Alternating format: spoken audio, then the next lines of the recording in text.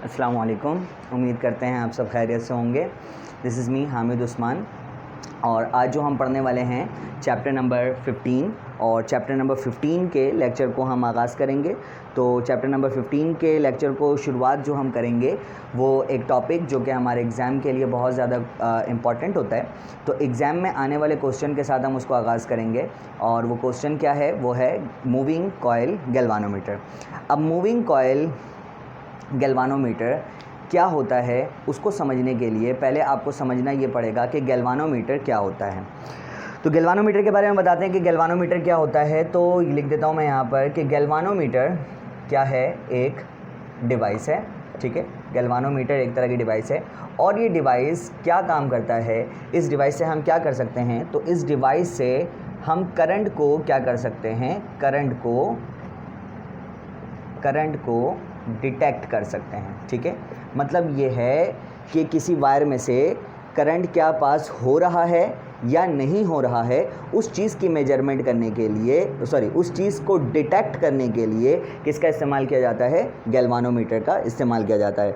मतलब ऐसे ही है कि ऐसा है कि आपने एक एक डिवाइस मतलब एक इलेक्ट्रिकल सिलसिला बनाया जिसके अंदर से आप इलेक्ट्रिसिटी को जो है वो गुजार रहे हैं। ठीक है, और आपने कहा कि ऐसे करने की वजह से जो है वो मतलब कुछ तरीक़ेकार से आपने इलेक्ट्रिसिटी बनाई है और कहा कि इस तरह से करने की वजह से इलेक्ट्रिसिटी जो है वो क्या हो जाएगी, पैदा हो जाएगी।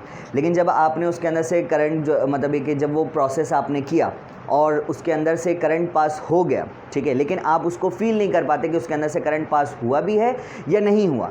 तो ऐसी सूरत में मरहला क्या हुआ, मतलब मसला क्या हुआ कि जिसको आप फील नहीं कर पाए, जिसको आप महसूस नहीं कर पाए, जिसको आप देख नहीं पाए, मतलब ये समझ नहीं पा रहे हो, तो इसका मतलब ये है कि वो उस करंट की मिकदार जो होगी वो क्या होगी, बहुत ही कम होगी। मतलब वो करंट जो है वो बहुत ही कम मिकदार में है जिसकी वजह से आप उसको जो है वो समझ नहीं पा रहे हो।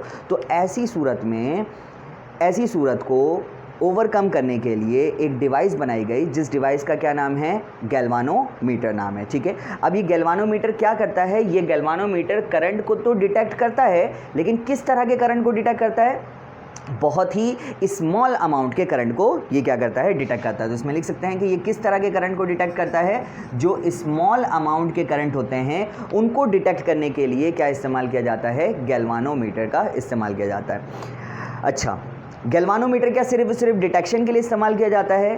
तो गैल्वानोमीटर तो वैसे तो डिटेक्ट करने के लिए ही बनाया गया है, लेकिन गैल्वानोमीटर को हम मेजरिंग डिवाइस भी कहते हैं। मतलब यह है कि गैल्वानोमीटर से करंट को मेजर भी किया जा सकता है। अब वो जो छोटे अमाउंट में, मतलब स्मॉल अमाउंट में जो करंट है उसकी मिकदार कितनी है वो भी हम किससे पता लगा सकते हैं, गैल्वानोमीटर से पता लगा सकते हैं। ठीक है, तो हम इसकी डेफिनेशन अगर लिखना चाहें तो डेफिनेशन इसकी क्या बन सकती है, तो इसकी डेफिनेशन अगर मैं बनाऊं तो क्या बना सकता हूं कि गैल्वानोमीटर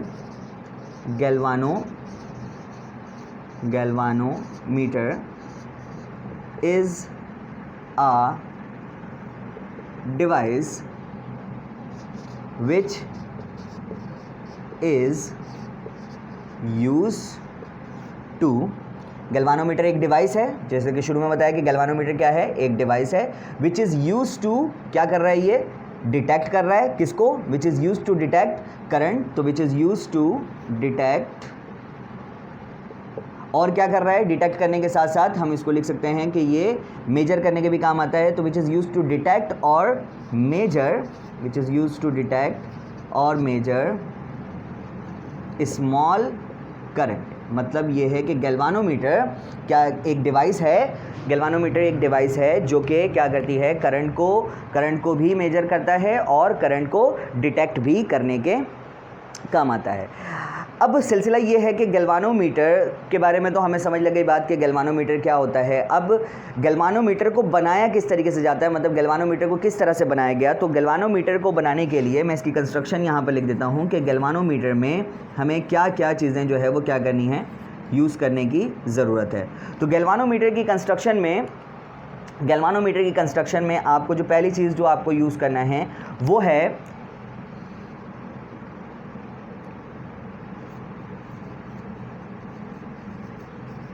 पहली चीज़ जो आप यूज़ करेंगे वो यूज़ करेंगे सिलेंड्रिकल मैग्नेट यूज़ करेंगे। ठीक है, पहली चीज़ जो यूज़ करेंगे वो होगा सिलेंड्रिकल मैग्नेट। दूसरी चीज़ जो आप यूज़ करेंगे वो क्या होगा, मतलब जो गैल्वानोमीटर को बनाने के लिए जो यूज़ किया जाता है वो होता है कॉइल, ठीक है। अब ये कॉइल किस चीज़ का होगा, ये कॉइल जो होगा वो कॉपर के कॉइल को यहाँ पर यूज़ करेंगे, कॉपर के कॉइल को यहाँ पर यूज़ किया जाएगा। उसके बाद इस कॉइल को जो है वो किस जगह पे वाउंड किया जाएगा, तो इस कॉइल को सॉफ्ट आयरन में इसको क्या किया जाएगा, वाउंड किया जाएगा। इसके बाद इसके अंदर और क्या हम यूज़ करेंगे, इसके अंदर हम पॉइंटर यूज़ करेंगे। पॉइंटर क्या करेगा, जैसे घड़ी में पॉइंटर होता है वो क्या कर रहा होता है, जिस नंबर पे जा रहा होता है वो हमें क्या कर रहा होता है, बता रहा होता है। इसी तरीके से ये पॉइंटर भी जो है वो वही काम करेगा, जो कि डिफ्लेक्ट होकर जितने नंबर पर जाएगा उस नंबर को जो है वो हम क्या कर लेंगे, मेजर कर लेंगे और बताएंगे कि इतने अमाउंट के करंट जो है वो इसके अंदर मौजूद है। उसके बाद अगर पॉइंटर को किसी न किसी नंबर पे जाना है तो नंबर पे जाने के लिए उसको कुछ ना कुछ चाहिए, तो वो क्या चीज़ होगी, तो वो चीज़ जो है वो क्या होगी, स्केल की चीज़ जो होगी वो हम इस यूज़ करेंगे, मतलब स्केल उसके अंदर होगा। उसके बाद हम आ जाते हैं कि ये किस प्रिंसिपल पर काम करता है, मतलब ये है कि गैल्वानोमीटर को किस प्रिंसिपल पर बनाया जाता है। तो इसके प्रिंसिपल के बारे में लिख देते हैं कि गैल्वानोमीटर किस प्रिंसिपल पर काम करता है। तो गैल्वानोमीटर आप देख रहे हैं कि क्या लिया हुआ है हमने यहाँ पर, एक सिलेंड्रिकल मैग्नेट ले लिया। सिलेंड्रिकल मैग्नेट से मुराद ये है कि गोल से मैग्नेट को जो है वो हम लेंगे, ठीक है, जो कि कॉनकेव सूरत में जो है वो हमारे पास मैग्नेट होगा। उसके बीच में हम क्या रखेंगे, सॉफ्ट आयरन रखेंगे और उस सॉफ्ट आयरन के ऊपर वायर्स को क्या करेंगे, वाउंड करेंगे, मतलब कॉपर के कॉइल को जो है वो क्या करेंगे, उसके ऊपर वाउंड कर देंगे। कॉपर के कॉइल को उसको वाउंड करने के बाद सिलेंडर के मतलब सिलेंड्रिकल मैग्नेटिक पोल के मिड में उसको क्या करेंगे, प्लेस करेंगे। जब हम उसको जो है वो उसके ऊपर प्लेस करेंगे और उस वायर में से, इस कॉपर के वायर में से, ये वाले कॉपर के वायर में से जब करंट को पास करवाएंगे, तो जब इसके अंदर से करंट जो है वो पास होगा तो जितना ज़्यादा करंट होगा उसके अंदर जो है वो कॉइल उतना ही ज़्यादा क्या करेगा, रोटेट करेगा। अब वो कॉइल जो है वो किस तरीके से, उस कॉइल में जो है वो किस तरह से रोटेशन प्रोड्यूस होगी, तो उस कॉइल में जो रोटेशन प्रोड्यूस होगी वो इस तरह से कि मैग्नेट से भी जो है वो क्या होती है, फील्ड लाइन निकलती है। मतलब दो मैग्नेट अगर रख रहे हैं तो दोनों को तो नॉर्थ तो ले लेंगे नहीं, एक तरफ क्या रखेंगे, नॉर्थ रखेंगे और एक तरफ क्या रखेंगे, साउथ रखेंगे। तो नॉर्थ से फील्ड लाइन निकलेगी इस तरह से और वो जाएगी किस तरफ, साउथ की तरफ। और यहाँ पे वायर है, इस वायर के अंदर से जो है वो करंट पास हो रहा होगा। जैसे ही करंट जो है वो इस वायर के अंदर पास होगा, तो प्रीवियस चैप्टर के लेक्चर में जो है वो आपने पढ़ा हुआ है कि अगर किसी वायर के अंदर से क्या चीज़ पास हो, अगर एक करंट पास हो तो वो उस वायर के अराउंड में एक मैग्नेटिक फील्ड बनती है और मैग्नेटिक फील्ड बनने के बाद एक मैग्नेटिक फील्ड बाहर से है और एक मैग्नेटिक फील्ड जो है वो उस वायर के अंदर है। दोनों के लगने की वजह से वहाँ पे एक फोर्स पैदा होगी और उस फोर्स की वजह से वो कॉइल क्या करने लगेगा, रोटेट करने लगेगा। अब जब वो कॉइल रोटेट करने लगेगा तो टर्निंग इफेक्ट अगर कहीं पे भी प्रोड्यूस हो जाए, अगर कोई भी चीज़ क्या हो जाए, रोटेट कर जाए, तो उसे हम क्या कहते हैं, टॉर्क कहते हैं। तो टॉर्क की डेफिनेशन क्या है कि the turning effect caused by a body is called torque. तो यहाँ पे क्या होगा, एक टॉर्क प्रोड्यूस होगा। अब क्या यहाँ पर एक ही टॉर्क प्रोड्यूस होगा, यहाँ पे दो तरह के टॉर्क प्रोड्यूस होंगे। क्यों? क्योंकि इसके साथ हमें एक और चीज़ का इजाफा करना है, इसमें मैंने यहाँ पर नहीं लिखा, और वो क्या चीज़ है, वो है स्प्रिंग। एक टॉर्क जो होगा वो प्रोड्यूस होगा किसके अंदर, एक टॉर्क प्रोड्यूस होगा एक टॉर्क जो प्रोड्यूस होगा वो होगा कॉइल में, ठीक है, इसके अंदर एक टॉर्क प्रोड्यूस होगा, ठीक है, और एक टॉर्क जो प्रोड्यूस होगा वो किस में, स्प्रिंग के अंदर एक टॉर्क प्रोड्यूस होगा, ठीक है। तो दो टॉर्क यहाँ पर प्रोड्यूस होंगे, एक होगा कॉइल में, ठीक है, कॉइल और उसके दरमियान, और एक जो टॉर्क प्रोड्यूस होगा वो किस में, स्प्रिंग में ये टॉर्क प्रोड्यूस होगा। अच्छा, तो बात ये समझ में आई कि एक सिलेंडर को अगर मैग्नेटिक फील्ड में रखते हैं तो मैग्नेटिक फील्ड में रखने की वजह से उसके ऊपर वो क्या करता है, एक फोर्स को एक्सपीरियंस करता है, और उस फोर्स के एक्सपीरियंस करने की वजह से उसके अंदर क्या चीज़ प्रोड्यूस होता है, एक टॉर्क प्रोड्यूस होता है। तो ये कौन सा फिनोमिना हो गया, ये हो गया torque on a current carrying conductor in a magnetic field. मतलब ये है कि जब हम एक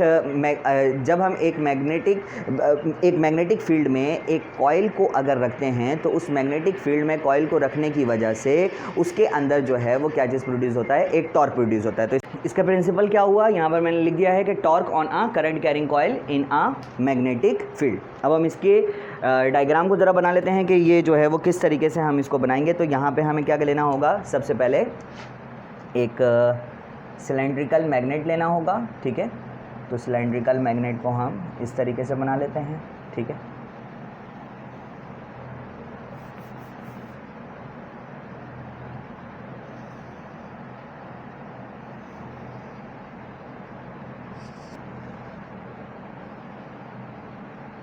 ये एक सिलेंड्रिकल मैग्नेट बना लिया मैंने यहाँ पर। इसको नाम दे देते हैं नॉर्थ और इसको नाम दे देते हैं साउथ पोल का। ये हो गया नॉर्थ पोल और ये हो गया साउथ पोल। इसके बीच में हमें क्या रखना होगा, एक कॉइल रखना होगा, एक रेक्टेंगुलर कॉइल रख लिया। यहाँ पर भी एक रेक्टेंगुलर कॉइल, ठीक है। इस रेक्टेंगुलर कॉइल को यहाँ से इस तरह से रखेंगे और इसी के ऊपर क्या करेंगे, वायर्स को वाउंड करेंगे। यहाँ से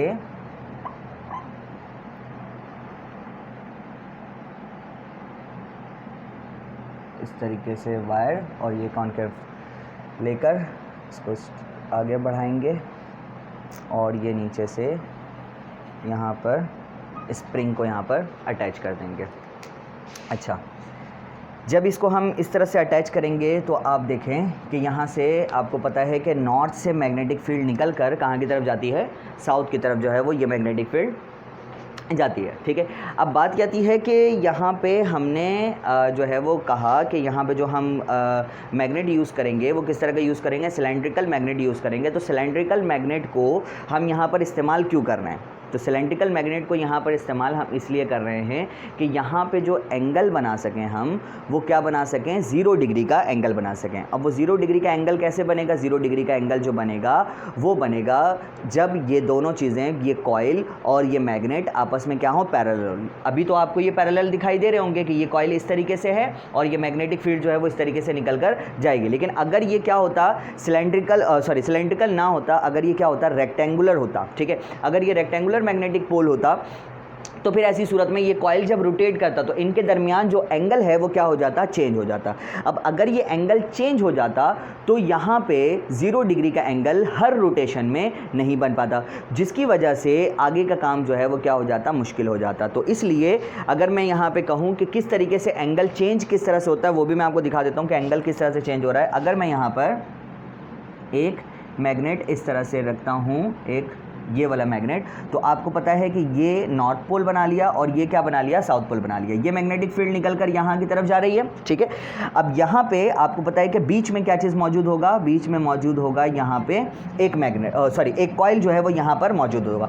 अब ये जो बीच वाली मैग्नेटिक फील्ड है ये यहाँ से चली गई, तो अगर आप देखो कि यहाँ से इसके सेंटर से यहाँ तक की जो लाइन है वो क्या है, बराबर है, मतलब इनके दरमियान जो एंगल है वो क्या है, 0 है। लेकिन अगर ये क्या कर रहा है, रोटेट कर रहा है, तो यहाँ की जो मैग्नेटिक फील्ड है अगर ये यहाँ पर आती है तो इन दोनों लाइन के दरमियान, ये वाली लाइन और ये वाली मैग्नेटिक फील्ड लाइन, इन दोनों लाइन के दरमियान अगर हम इसको डिफरेंस करें तो क्या ये लाइन आपको छोटे साइज में नहीं दिखाई दे रहा है और ये लाइन जो है वो बड़े साइज में दिखाई दे रहा है। इसका मतलब ये है कि यहाँ पे जो मैग्नेटिक फील्ड है वो क्या है, नॉन यूनिफॉर्म मैग्नेटिक फील्ड है। अब अगर नॉन यूनिफॉर्म मैग्नेटिक फील्ड हो जाए तो एंगल क्या हो जाएगा, एंगल हो जाएगा चेंज। एंगल क्या हो जाएगा, चेंज। और एंगल को ही चेंज हमें नहीं होने देना है, तो इसलिए हमने क्या किया, यहाँ पर एक सिलेंड्रिकल मैग्नेट लिया। अब सिलेंड्रिकल मैग्नेट में क्या हुआ, सिलेंड्रिकल मैग्नेट में क्या हुआ कि इस तरीके से हमने यहाँ पर मैग्नेट लिया, ठीक है, उल्टा ही बना दिया, ठीक है। इस तरीके से जो है वो हमने यहाँ पर मैग्नेट ले लिया। ये है नॉर्थ पोल और ये क्या चीज़ है, ये है साउथ पोल। इसके बीच में भी हम क्या कर रहे हैं, यहाँ पर इस कॉइल को रख रहे हैं। अब ये भी कॉइल कहाँ पर है, ये भी इसके कहाँ पर है, मिड पर है। अब अगर सपोज डैट कि यहाँ से मैग्नेटिक फील्ड निकल रही है, यहाँ से मैग्नेटिक फील्ड निकल रही है, यहाँ से मैग्नेटिक फील्ड निकल रही है, यहाँ से भी मैग्नेटिक फील्ड, यहाँ से भी मैग्नेटिक फील्ड, यहाँ से भी मैग्नेटिक फील्ड, जब ये इसके बीच में ये रोटेट कर रहा है, ठीक है, ये बिल्कुल बीच में है, ऐसे करके है, ठीक है। ये जैसे कि यहाँ पर ये इस तरीके से है, ठीक है। और इसके बीच में बिल्कुल मिड में क्या चीज़ है, जैसे इसके मिड में जो है वो कॉइल को रखा था, वैसे ही ये जो सिलेंड्रिकल शेप में जो ये मैग्नेट है, इसके मिड में भी बिल्कुल इसी तरीके से मिड में इसको रखा हुआ। अब ये बीच में ऐसे करके क्या हो रहा है, ये रोटेट कर रहा है। अब जब ये रोटेट कर रहा है तो ये इसके सेंटर पर, मतलब ये कि इस कॉइल के सेंटर पर कभी यहाँ से मैग्नेटिक फील्ड निकल के लग रही है, कभी यहाँ से मैग्नेटिक फील्ड, कभी यहाँ से मैग्नेटिक फील्ड, कभी यहाँ से मैग्नेटिक फील्ड। अब ये सब के सब मैग्नेटिक फील्ड जो हैं वो कहाँ की तरफ एक्ट कर रहे हैं, सेंटर की तरफ। और आपको पता है कि एक सर्कल का, ये जो सिलेंड्रिकल लेने का मकसद क्या है कि सिलेंड्रिकल में ये क्या बना है, एक सर्कल की शक्ल में बन गया। और आपको ये भी मालूम है कि एक सर्कल से इसके एंड तक का जो फासला होता है, मतलब जिसको हम क्या कहते हैं, रेडियस कहते हैं, वो हर जगह पर क्या होता है, इक्वल होता है। आप चाहें यहाँ से राइट टू लेफ्ट चले जाएं, या फिर मिड से कहाँ की तरफ चले जाएं, ऊपर की तरफ चले जाएं, या फिर मिड से जो है वो कहाँ की तरफ चले जाएं, इसके मतलब ओरिजिन पॉइंट से जो है वो लेफ्ट साइड की तरफ चले जाएं, या फिर जो है वो आप नीचे की तरफ, या फिर इस तरफ, या फिर इस तरफ, या फिर इस तरफ, या फिर इस तरफ, हर जगह पर ये रेडियस क्या होगा, बराबर होगा। तो इसी तरीके से अगर हर जगह पर रेडियस बराबर है, तो अब सोचो कि अगर ये मैग्नेट क्या है, इस तरीके से अगर क्या है, सर्कल फॉर्म में है, ठीक है, भले वो बीच से हाफ हुआ है, अगर वो सर्कल फॉर्म में है, तो मिड में क्या चीज़ है, कॉइल है। तो सारी की सारी फील्ड लाइन जो एक्ट कर रही हैं, मैग्नेटिक फील्ड लाइन, वो कहाँ की तरफ एक्ट कर रही है, सेंटर की तरफ। तो अगर एक सेंटर से एक सर्कल का फासला जो होता है वो क्या होता है, हर जगह पे बराबर होता है, तो ये मैग्नेटिक फील्ड भी हर जगह पे क्या होगी, बराबर ही होगी। तो अगर मैग्नेटिक फील्ड यहाँ पर क्या होगी, बराबर, तो मैग्नेटिक फील्ड के बराबर होने की वजह से यहाँ पे जो मैग्नेटिक फील्ड पैदा होगी वो कैसी मैग्नेटिक फील्ड पैदा होगी, यूनिफॉर्म मैग्नेटिक फील्ड। और अगर यूनिफॉर्म मैग्नेटिक फील्ड पैदा होगी तो यहाँ पर एंगल के दरमियान कोई भी तब्दीली, angle will not change, angle जो है वो चेंज इसके दरमियान नहीं होगा। और अगर एंगल चेंज नहीं होगा तो एंगल कितना बनेगा, 0 डिग्री का बनेगा। क्यों? क्योंकि वो हर जगह पे क्या रहेगा, पैरेलल रहेगा। और अगर वो पैरेलल रहेगा तो एंगल क्या मानेंगे हम, 0 मानकर चलेंगे। अच्छा जी, अब ये तो बात हुई कि ये मतलब ये कि ये कॉइल रोटेट कर रहा है। और ये कॉइल रोटेट कैसे कर रहा है, ये कॉइल जो है वो मैग्नेटिक फील्ड में रखा हुआ है। मैग्नेटिक फील्ड में रखने की वजह से इस कॉइल में क्या हुई, रोटेशन पैदा हुई। बात करते हैं कि ये कॉइल की जब रोटेशन हुई, यहाँ से मैग्नेटिक फील्ड दिखा देता हूँ मैं यहाँ पर, ठीक है।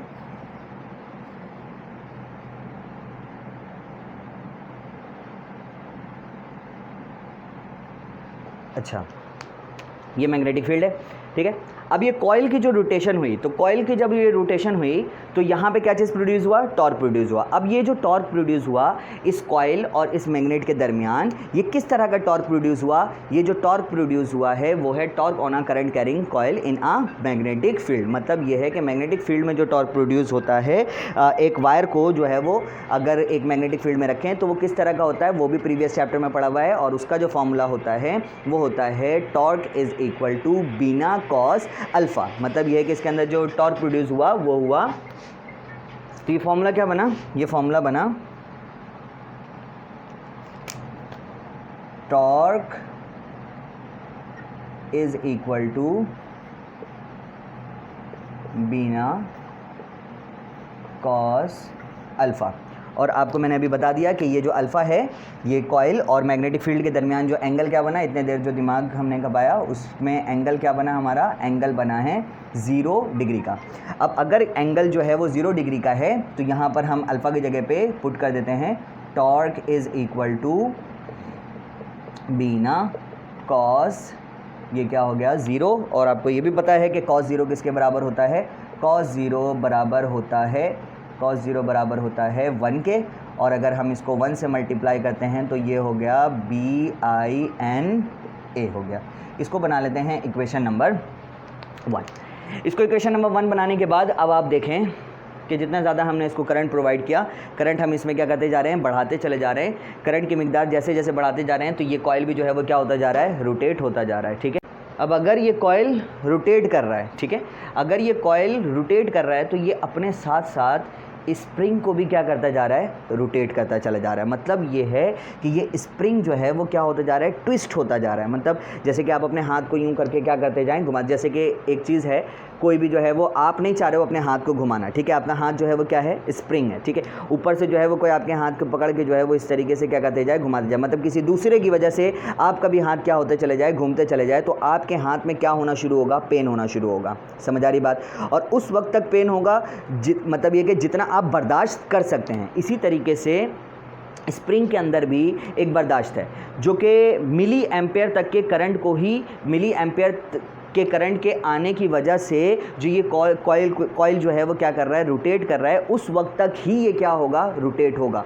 अगर उससे ज़्यादा के करंट को अगर हम दे देते हैं तो ये जो स्प्रिंग है ये मुड़ते मुड़ते क्या होगा, जैसे आपका हाथ टूट जाता है वैसे ही स्प्रिंग भी क्या होगा, टूट जाएगा। समझ आ गई बात यहाँ तक? ठीक है, तो ये इसकी कोई गलती नहीं है, लेकिन फिर भी ये इसके साथ अटैच हुआ था, तो इसके अटैच होने की वजह से ये भी क्या होना शुरू हो गया, घूमना शुरू हो गया। अब जब ये इसके साथ साथ क्या होना शुरू हुआ, ट्विस्ट होना शुरू हुआ, तो हो क्या रहा है, इसके अंदर एक बदले की आग जो है वो क्या हो रही है, पैदा हो रही है। और वो बदले की आग क्या है, वो बदले की आग जो है वो इसके अंदर एक रीस्टोरिंग टॉर्क जो है वो क्या हो रहा है, प्रोड्यूस हो रहा है। जैसे अगर मैं बात करता हूँ कि ये है हमारे पास, ये है मैग्नेट, ठीक है, ये है मैग्नेट, ठीक है, इस तरह से ये मैग्नेट हो गया, और ये बीच में क्या चीज़ मौजूद है, ये मौजूद है इसके अंदर कॉइल। ये मैग्नेटिक फील्ड आई यहाँ से, मैग्नेटिक फील्ड के आने की वजह से ये क्या करने लगा, रोटेट करने लगा, और जैसे ही ये रोटेट करने लगा तो ये स्प्रिंग क्या होता चला गया, छोटा होता चला गया। अब इसके छोटे होने की वजह से यहाँ पे जो स्केल लगा था, यहाँ पे जो स्केल लगा रखा है हमने, ठीक है, यहाँ पर नहीं बनाया मैंने, ठीक है, ये इस तरीके से ये स्केल है, और ये यहाँ पर क्या है, ये यहाँ पर इसका क्या है, पॉइंटर है। तो ये जो स्केल हमने यहाँ पर लगा के रखा है, ठीक है, इसके ऊपर ये स्केल सपोज डैट कि अभी ये कहाँ पर है, ये है 0 पर।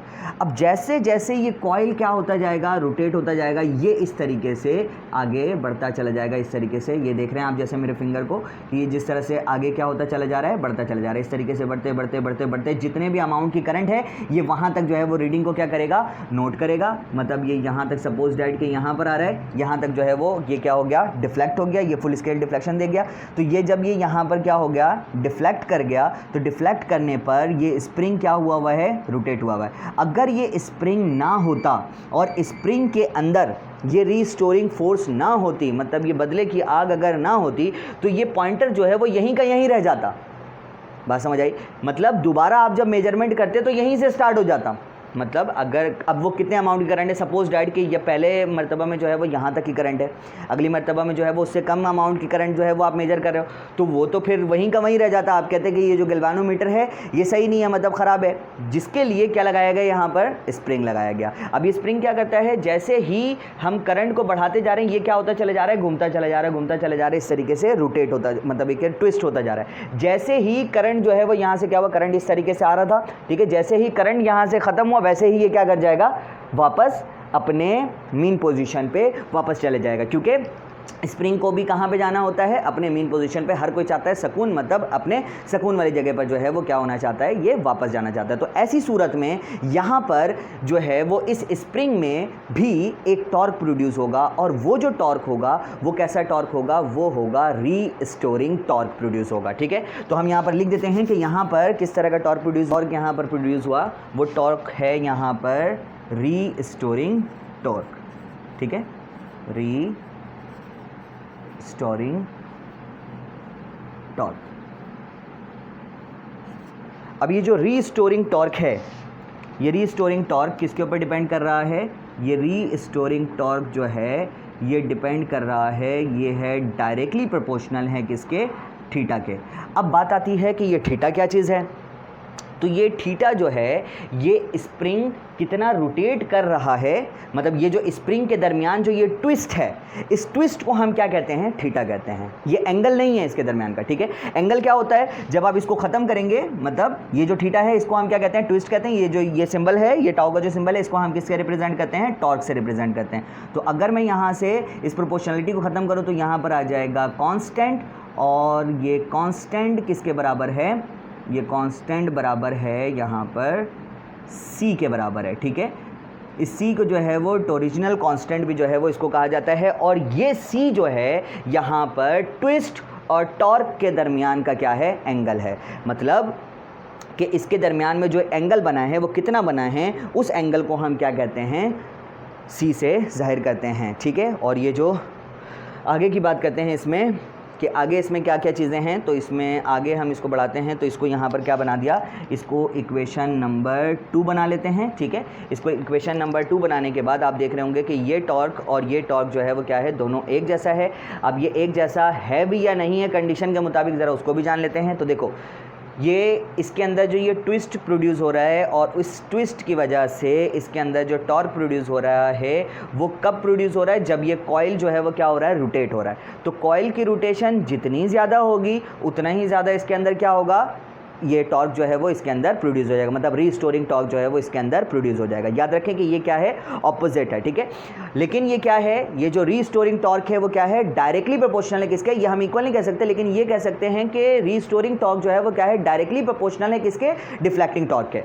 ये वाला जो टॉर्क है इसको क्या नाम दिया जाता है, इस वाले टॉर्क को भी हम नाम देते हैं कि ये कौन सा टॉर्क है, ये है डिफ्लेक्टिंग टॉर्क कहलाता है ये। ठीक है, ये कौन सा टॉर्क कहलाता है, ये कहलाता है डिफ्लेक्टिंग टॉर्क। ठीक है, डिफ्लेक्टिंग टॉर्क के डायरेक्टली प्रोपोर्शनल कौन सा टॉर्क होता है, रीस्टोरिंग टॉर्क होता है। तो हम इसको कह सकते हैं कि ये दोनों एक दूसरे के क्या हैं, इक्वल हैं। तो अगर ये दोनों एक दूसरे के इक्वल हैं, ठीक है, तो हम इनको क्या कर सकते हैं, इनको कंपेयर कर सकते हैं। तो हम यहाँ पर लिख देते हैं कि by comparing equation 1 and equation 2, equation 1 और इक्वेशन 2 को क्या करेंगे, कंपेयर करेंगे। तो इक्वेशन 1 और इक्वेशन 2 को अगर कंपेयर करते हैं, ठीक है, तो इसको यहाँ पर मैं लिख देता हूँ, पहले देख लेते हैं कि ये आ रहा है कि नहीं आ रहा है पूरा। ठीक है, इक्वेशन 1 और equation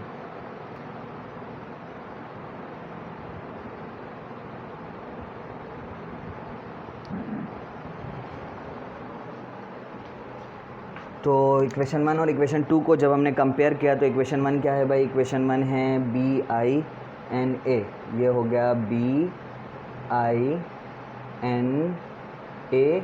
is equal to C theta. मतलब एक तो ये वाला टॉर्क हो गया और एक ये वाला टॉर्क हो गया। अब जो सवाल होता है वो क्या होता है कि जितना ज़्यादा करंट होगा उतनी ही ज़्यादा क्या होगी, इसके अंदर डिफ्लेक्शन होगी। मतलब current is directly proportional to deflection, या फिर deflection is directly proportional to current. अगर करंट कम तो डिफ्लेक्शन कम, डिफ्लेक्शन कम तो करंट कम। ठीक है, तो इस फॉर्मूले को किसके ऊपर अरेंज करना पड़ेगा, आई के ऊपर अरेंज करना पड़ेगा। और डिफ्लेक्शन क्या है, थीटा है। तो यहाँ पे I is directly proportional to क्या होना चाहिए, थीटा होना चाहिए। ये कंडीशन हमें यहाँ पर क्या करना है, प्रूव करके दिखाना है। तो आई को यहाँ पर रखते हैं, तो BNA यहाँ पर किस सूरत में है, मल्टीप्लाई में। अगर उस तरफ भेजते हैं तो क्या हो जाएगा, डिवाइड में। तो ये हो गया I is equal to C theta upon BN और क्या है, BNA। अब इसको थोड़ा सा मैं इस तरह से अगर करूं कि I is equal to C upon BNA अलग करके लिख दिया, और थीटा को जो है वो अलग करके लिख दिया। ऐसा क्यों किया, तो आप अगर देखें ये C क्या चीज़ है, ये है C स्प्रिंग के दरमियान का कांस्टेंट। ठीक है, मतलब जो कि एंगल है। ये B क्या है, मैग्नेटिक फील्ड है। अच्छा, C के बारे में, क्या C चेंज हो रहा है, C चेंज नहीं हो रहा। मतलब जो स्प्रिंग की खासियत है वो वही रहेगी, उससे ज़्यादा वो चेंज नहीं हो सकता। ठीक है, इसी तरीके से B कैसे मैग्नेटिक फील्ड को हमने यूज़ किया, यहाँ पे एक सिलेंड्रिकल मैग्नेटिक फील्ड यूज़ किया। तो सिलेंड्रिकल मैग्नेटिक फील्ड के होने की वजह से ये किस तरह का है, ये एक यूनिफॉर्म मैग्नेटिक फील्ड है। यूनिफॉर्म का मतलब क्या होता है, नॉट चेंजेबल, मतलब जो कि अपने आप को चेंज ना करे, मतलब जो तब्दील ना करे अपने आप को, तो वो क्या चीज़ है, यूनिफॉर्म है। मतलब मैग्नेटिक फील्ड यहाँ पे भी चेंज नहीं हो रही, तो मतलब मैग्नेटिक फील्ड भी क्या होगी, जो चीज़ चेंज नहीं हो रही तो वो क्या चीज़ है, वो है कांस्टेंट। इसी तरीके से इस कॉइल के ऊपर जो वायर की जो वाइंडिंग की है, क्या उसकी चेंजिंग हो रही है। एक मरतबा इसके अंदर तार को वाउंड कर दिया,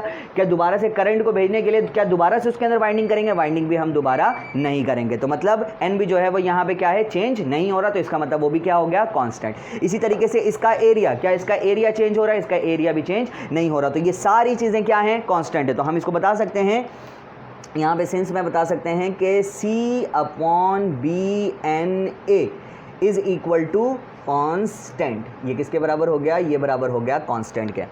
तो जहाँ पर C/V/NA मौजूद है वहाँ पर हम क्या लिख सकते हैं, इज़ इक्वल टू कांस्टेंट। और ये भी मालूम है कि कांस्टेंट को इज़ इक्वल टू और कांस्टेंट को अगर क्या किया जाए, ख़त्म किया जाए, तो उधर पर क्या आ जाता है, प्रोपोर्शनलिटी का साइन आ जाता है। तो ये हो गया I is directly proportional to theta. मतलब ये हुआ कि current is directly proportional to deflection, या फिर deflection is directly proportional to current. तो ये डेरिवेशन अगर एग्जाम में आता तो आपने इतना लिख कर आना है। बाकी ये कि इसमें क्या क्या वर्डिंग यूज़ करनी होती है उसको जो है वो आप अगर ख़ुद से नोट्स बना सकते हैं तो अच्छी बात है, और अगर नहीं बना सकते हैं तो नंबर जो है वो यहाँ पर नीचे स्क्रीन में आपको जो है वो दिखाई दे रहा होगा, उस नंबर पे जो है वो आप कांटेक्ट कर सकते हैं व्हाट्सएप पे। आपको जो है वो इसके नोट्स भी जो है वो PDF की सूरत में आपको फराहम कर दिए जाएंगे। एक और सवाल जो इससे छोटा सा सवाल जो है वो बन जाता है कि गैल्वानोमीटर की सेंसिटिविटी क्या होती है, मतलब गैल्वानोमीटर कब सेंसिटिव होता है और गैल्वानोमीटर कब सेंसिटिव नहीं होता, मतलब कैसे गैल्वानोमीटर सेंसिटिव है या फिर कैसे गैल्वानोमीटर सेंसिटिव नहीं है। तो देखें, सेंसिटिव आपने सुना होगा, उसमें सेंसिटिव का मतलब ये होता है कि कमज़ोर की बात कर रहे हैं, ठीक है, या फिर ये कहें कि बहुत ही नाजुक सूरत हाल जो हो उसे हम क्या कहते हैं, सेंसिटिव कहते हैं। तो जैसे आपके दांत में मतलब अगर आपने बर्फ़ जो है वो क्या किया, मतलब आइस जो है वो क्या किया है, खा लिया, और खाते वक्त जब आप उसको जो है वो क्या करते हैं, चिबाते हैं, मतलब उसको जब आप तोड़ते हैं तो आपके दांत में अगर दर्द होना शुरू हो जाए तो आपके दांत जो हैं वो क्या हैं, सेंसिटिव हैं, मतलब यह है कि बहुत ही हसास हैं, बहुत ही क्या हैं, कमज़ोर हैं, ठीक है। और अगर आप बर्फ़ खाते हैं और आपके दांत में दर्द अगर नहीं होता तो इसका मतलब ये है कि आपके दांत जो है वो सेंसिटिव नहीं है, सही है। तो इसी तरीके से गैल्वानोमीटर की अगर हम बात करते हैं तो गैल्वानोमीटर में अगर थोड़े से करंट में डिफ्लेक्शन जो हो वो क्या हो, ज़्यादा हो, क्या बता रहा हूँ मैं, स्मॉल करंट में डिफ्लेक्शन जो हो वो क्या हो, ज़्यादा हो, तो ऐसी सूरत में गैल्वानोमीटर क्या है, सेंसिटिव है, ठीक है। और अगर स्मॉल करंट में डिफ्लेक्शन जो है वो ज़्यादा नहीं है, डिफ्लेक्शन क्या है, कम है, तो ऐसी सूरत में गैल्वानोमीटर सेंसिटिव नहीं है। तो ये थी सेंसिटिविटी ऑफ गैल्वानोमीटर। उम्मीद करते हैं कि इस लेक्चर में जितनी भी चीज़ें आपको समझाई गई हैं वो अच्छी तरीके से आपको समझ में आ गई होंगी।